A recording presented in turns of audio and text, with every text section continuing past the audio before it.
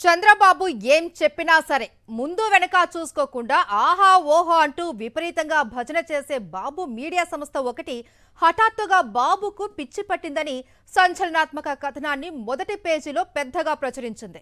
ఎన్నికలకు ముందు చంద్రబాబు తన మేనిఫెస్టో ప్రకటించినప్పుడు గొప్పగా ప్రశంసలు గుప్పించిన ఆ మీడియా సంస్థ ఇప్పుడు అదే మేనిఫెస్టోలోని P4 అంశాన్ని ప్రస్తావిస్తూ అనేక సంచలన వ్యాఖ్యలు చేసింది.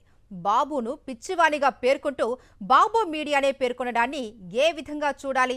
సాక్షి మీడియా ఇంతకాలం చెబుతున్న నిజాలు నిజమే అని బాబు మీడియా ప్రచురించిన కథనంపై ప్రముఖ జర్నలిస్టు కొమ్మినేని శ్రీనివాసరావు కామెంట్ చూద్దాం. సాక్షి మీడియాలో లేదా టీడీపీతో సంబంధం లేని ఇతర మీడియాలో ఇలాంటి పదాలతో ఒక కథనం లేదా వ్యాసం వచ్చి ఉంటే తెలుగుదేశం పార్టీ కానీ ఆ పార్టీకి మద్దతు ఇచ్చే మీడియా కానీ విరుసుకుపడేవి. ముఖ్యమంత్రి చంద్రబాబును పట్టుకుని అంత మాట అంటారా అని మండిపడేవి. ఏ మాత్రం అవకాశం ఉన్నా కేసులు పెట్టడానికి కూడా ప్రయత్నించి ఉండేవారు. కానీ దురదృష్టవశాత్తు టీడీపీ మీడియాకు చెందిన యజమాని ఒకరే అలాంటి పదాలు వాడటంతో ముఖ్యమంత్రి చంద్రబాబు నాయుడు, మంత్రి లోకేష్, ఉప ముఖ్యమంత్రి పవన్ కళ్యాణ్, ఇతర కూటమి నేతలు ఎవ్వరు కిక్కురుమనడం లేదు. కనీసం ఖండన కూడా ఇచ్చినట్లు కనిపించలేదు. ఇంతకీ ఆ మీడియా యజమాని ఏమన్నారు? P4 పిచ్చిలో చంద్రబాబు అంటూ శీర్షిక పెట్టి ఒక ఆర్టికల్ రాశారు. P4 అంటే పబ్లిక్ ప్రైవేట్ ప్యూపుల్ పార్టిసిపేషన్, అంటే పేద కుటుంబాలని ధనికులు దత్తత తీసుకోవటం అన్నమాట. ఈ స్కీమ్నే ఈ టీడీపీ మీడియా యజమాని పిచ్చి అంటున్నారు. సూపర్ 6తో సహా ఎన్నికల ప్రణాళికలోని అంశాలని అద్భుతమని, పేద ప్రజలకు ఎంతో ఉపయోగపడతాయని ఓదరగొట్టేసేవి. ఈ ఏడాది కాలం అంతా కూడా టీడీపీ, జనసేన, బీజేపీ కూటమి ప్రభుత్వం ఏ పిచ్చి పని చేసినా అది రైటే అన్నట్లుగా ఈ మీడియా వ్యాఖ్యానించేది. ఉదాహరణకు కొన్ని సంస్థలకు ఎకరా 99 పైసలకే హోల్సేల్గా అమ్మేస్తామని ప్రభుత్వం ప్రకటించినా, లులుమాల్కు విజయవాడలో 100 కోట్ల విలువైన ఆర్టీసీ స్థలం ఇచ్చేస్తున్నా టీడీపీ మీడియా అలా చేయడం తప్పు అని ఎక్కడా రాయలేదు. మరి ఇప్పుడు ఏమైందో? నిజంగానే చిత్తశుద్ధితో రాశారా, లేక ఏదైనా తేడా వచ్చి రాశారా, లేక బ్లాక్మెయిల్ చేసే ఉద్దేశంతో కథనాన్ని ఇచ్చారా, లేక ప్రజల్లో ప్రభుత్వంపై వచ్చిన వ్యతిరేకతను డైవర్ట్ చేయడానికి రాశారా అన్నది తెలియదు. కానీ P4 గురించి రాసిన కథనంలో చంద్రబాబు P4 పిచ్చిలో ఉన్నారని పేర్కొన్నారు. హెడ్డింగ్లో పిచ్చి అని రాసి చంద్రబాబును తప్పుపట్టినా మ్యాటర్లో మాత్రం సలహాదారులు, అధికారులనే ఎక్కువగా తప్పుపట్టే యత్నం చేశారు. ఆ సందర్భంలో కొన్ని వాస్తవాలను తమకు తెలియకుండానే ఒప్పుకున్నారు. ఇప్పుడు ఇలా రాశారు. కానీ టీడీపీ సూపర్ 6 ప్రకటించినప్పుడు ఇదే మీడియా అబ్బో ఇంకేముంది, జగన్పై శరాలు సిద్ధమంటూ తెగ పొగిడింది. ఆ వాగ్దానాలు ఆచరణ సాధ్యమేనని ఈ మీడియాతో సహా ఇతర టీడీపీ మీడియా సంస్థలు కూడా హోరెత్తించాయి.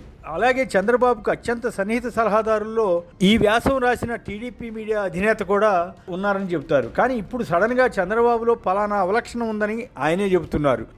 అదే టైంలో పుణ్యానికి పోతే పాపం ఎదురైనట్లు చంద్రబాబుకు రాజకీయంగా నష్టం జరుగుతోందని అంటున్నారు. ఇందులో చంద్రబాబు చేసిన పుణ్యం ఏమిటో తెలియదు. P4 కొత్త పల్లవి అందుకున్నారని రాశారే తప్ప ఎన్నికల ప్రణాళికలో కానీ ఇతరత్రా కానీ అనేక సార్లు చెప్పిన విషయాన్ని మాత్రం కప్పిపుస్తున్నారు. ఇప్పుడేమో అది దిక్కుమాలిన సలహా అని అంటున్నారు. 2029 నాటికి రాష్ట్రంలో పేదరికం లేకుండా చేస్తామని చంద్రబాబు చెప్పడాన్ని ఈయన ఆక్షేపిస్తున్నారు. బలవంతంగా కొంతమంది పేదలను దత్తత తీసుకోవాలని ప్రభుత్వం ఒత్తిడి చేస్తోందని ఈ మీడియా యజమాని చెబుతున్నారు. ఇలాంటి సమాచారంతో కూడిన వార్తను సాక్షిలో వస్తే టీడీపీ సోషల్ మీడియా తెగ విమర్శించేది. ఇదంతా అక్కసుతో కూడిన పని అని ఆరోపించేది. మరి ఇప్పుడు స్వయంగా టీడీపీ మీడియానే ఆ విషయం రాస్తే నోరు విప్పలేకపోయిందే. పేదరికం లేని సమాజం ఎక్కడైనా ఉందా? మన దగ్గర ఎలా సాధ్యమన్న సందేహం ఎందుకు కలగలేదో చంద్రబాబుకు తెలియడం లేదట. దాతలు స్వచ్ఛందంగా ముందుకు వచ్చి అమలు చేసే ఇలాంటి కార్యక్రమాలను నిర్బంధం చేయడం ఏమిటని ఆ టీడీపీ మీడియా యజమాని అడుగుతున్నారు. 1 కోటి మంది పేద కుటుంబాలుంటే 11 లక్షల కుటుంబాలని ఎంపిక చేశారని, దీనివల్ల మిగిలిన వారు టీడీపీకి దూరం కారా అన్నది ఆ మీడియా యజమాని బాధ. ఇప్పటికే ఎంపికైన కుటుంబాల్లో 26% అర్హమైనవి కావని కూడా అధికారులు చెబుతున్నారట.